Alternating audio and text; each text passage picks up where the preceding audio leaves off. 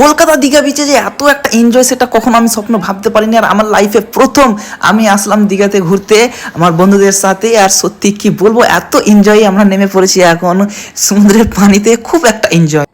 তো hello friends, কেমন আছে সবাই? আশা করি খুব ভালো আছো। আর আমিও খুব ভালো আছি, কারণ আমার লাইফে প্রথম এই এনজয় যে কলকাতা ঘুরতে যাচ্ছি আমরা সবাই মিলে, 4-5 জন মিলে। আর আমি আছি এখন পাকুড় স্টেশনে। আমাদের পাকুড় স্টেশন থেকে যাব কলকাতা, এবং সর্বপ্রথম যাব দীঘা বিচ, এবং কলকাতায় অনেক জায়গায় আমরা ঘুরবো।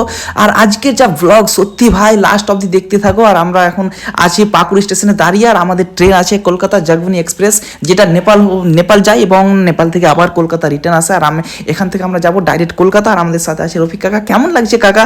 আশা করি আজকে খুব একটা এনজয় হবে। আমাদুল্লাহ আছে, মোশারফ আছে, আমি আছি, আরও একজন আমাদের সাথে আছে।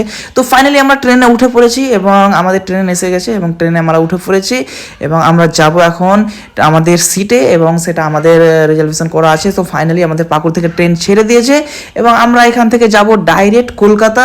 তো চলো বন্ধুরা, ব্লগে আমাদের এগিয়ে থাকো। আর এখানে আমরা সবাই আপনা আপনার সিটে শুয়ে পড়েছি। এটা প্রায় ভোরবেলাতে আশা করি ট্রেন দাঁড়াবে কলকাতায়। তো ফাইনালি আমরা এখন নেমে গেছি কলকাতা স্টেশনে, এবং কলকাতা স্টেশন কি বলবো, একদম দারুণ একটা স্টেশন, দেখার মতো স্টেশন, খুব ভালো লাগলো এই স্টেশন। এবং এই স্টেশন থেকে এখন যাব আমরা বাইরের দিকে, কারণ রুম ভাড়া নিতে হবে। যদি বাইরের দিকে কোনো ভালো একটা রুম ভাড়া পাই তাহলে তো খুব ভালো, আর যদি এখানে না পাই তাহলে তো আমাদেরকে অন্য জায়গায় যেতে হবে, চাঁদনি চক বা ধর্মতলা বা হাওড়া। তো আমরা বাইরে এসে এখানে দেখতে পাচ্ছ ট্যাক্সি স্টাফ, মানে এখানে ট্যাক্সি স্টেশন, যেখানে এখান থেকে যে কোনো জায়গা যেতে পাওয়া যায়। আর আমরা ফাইনালি একটা হলুদ ট্যাক্সি ভাড়া করে নিয়েছি, আর এই ট্যাক্সিতে আমরা যাব এখন চাঁদনি চক, কারণ এই সাইডে সেরকম রুম বা হোটেল ভালো পাওয়া যাবে না। তার জন্য এখান থেকে আমরা যাব চাঁদনি চক। আশা করি চাঁদনি চকে খাবার দাবার সব কিছু ভালো পাওয়া যায়, এবং হোটেলও ভালো পাওয়া যায়। তো এখান থেকে আমরা কেটে পড়বো চাঁদনি চকের দিকে। তো চলো এখানে ফাইনাল। আর আরেকটা কথা বলে দিই, যে কোনো জায়গা থেকে, যে কোনো স্টেশন থেকে, হাওড়া স্টেশন বা কলকাতা স্টেশন বা যে কোনো জায়গা থেকে যখনই তোমরা কোনো জায়গায় যাবে হোটেল স্টেশনে, মানে হলুদ ট্যাক্সিতে বা সাদা ট্যাক্সিতে, তো সর্বপ্রথম আগে দাম দর করবে, কারণ তারা দাম বেশি বলবে। এবং আমাদের ফাইনাল হয়েছে 5 জনের 300 টাকা। এখান থেকে আমরা যাব চাঁদনি চক। আর কলকাতার কি রোড এখন রাতের সময় দেখতে পাচ্ছি। আর ফাইনালি আমরা পৌঁছে গেছি চাঁদনি চক।